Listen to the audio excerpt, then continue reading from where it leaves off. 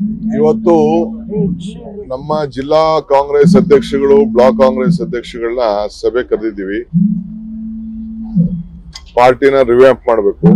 Block ಮಟ್ಟದಲ್ಲಿ ಅವ್ರಿಗೆಲ್ಲ ಬಹಳ ವರ್ಷ ದುಡಿದಿದ್ದಾರೆ, ಅವ್ರಿಗೂ ಕೆಲವು ಸ್ಥಾನಮಾನಗಳನ್ನ ಕೊಡಬೇಕು, ಕೆಲವ್ರಿಗೆ ಪ್ರಮೋಷನ್ ಕೊಡಬೇಕು, ಕೆಲವರಿಗೆ ಈಗಿಂದನೇ ಕೆಲಸ ಕೊಡಬೇಕು.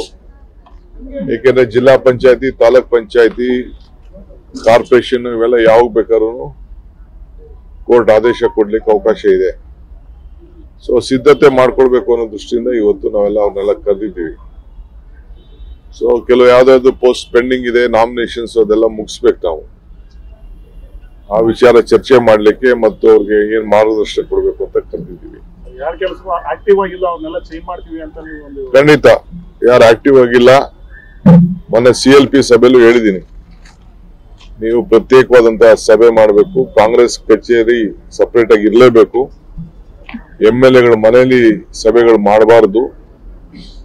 MLA ಮನೆಯಲ್ಲಿ ಕಾರ್ಯಕರ್ತರನ್ನ ಜನನ ಭೇಟಿ ಮಾಡಿ ಸಭೆ ಮಾಡ್ಬೇಕಾದ್ರೆ ಒಂದು ಪ್ರತ್ಯೇಕವಾದಂತಹ ಜಾಗದಲ್ಲೇ ಸಭೆ ಮಾಡಬೇಕು ಅಂತ ಕೂಡ ಎಲ್ಲಾ ಶಾಸಕರಿಗೆಲ್ಲ ತಿಳಿಸಿದ್ವಿ. ಸೊ ಮಂತ್ರಿಗಳು ಬಂದು ಈಗ ಅಸೆಂಬ್ಲಿ ಆದ್ಮೇಲೆ ಅವರು ಬಂದು ಪ್ರತಿದಿನ ಇಬ್ಬಿಬ್ಬರು ಮಂತ್ರಿಗಳು ಬಂದು ಭೇಟಿ ಮಾಡುವಂತ ಕೆಲಸ ಕೂಡ ಈಗ ಟೈಮ್ ಈಗ ಫಿಕ್ಸ್ ಆಗ್ತಾ ಇದೆ. ಎರಡನೇದು, ದೇವರ ಕೃಪೆಯಿಂದ ಮಳೆ ಚೆನ್ನಾಗಿ ಬಿದ್ದಿದೆ. ಸೊ ಇವತ್ತು ಇನ್ನೊಂದು 2-3 ದಿನದಲ್ಲಿ KRS ತುಂಬುತ್ತದೆ.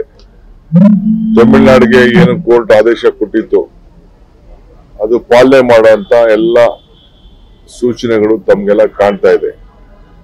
ಸೊ ಅದರಿಂದ ನಾವು ಮುಂಜಾಗ್ರತವಾಗಿ ಈಗ ನೀರು ಕೆಲವು ಜಾಗದಲ್ಲಿ ಬಿಡ್ಲೇಬೇಕಾಗ್ತದೆ. ಅದಕ್ಕೆ ನಾವು ಮುಂಜಾಗ್ರತವಾಗಿ ಈಗ ಅಲ್ಲಿ ಇದು ಬರ್ಡ್ ಸ್ಯಾಂಕ್ಚುರಿ ಇತ್ತಲ್ಲ, ಪಕ್ಷಿಧಾಮ, ಅದೆಲ್ಲ ದೋಣಿ ಗೀಣಿ ಇದೆಲ್ಲ ನಿಲ್ಸಿದೀವಿ.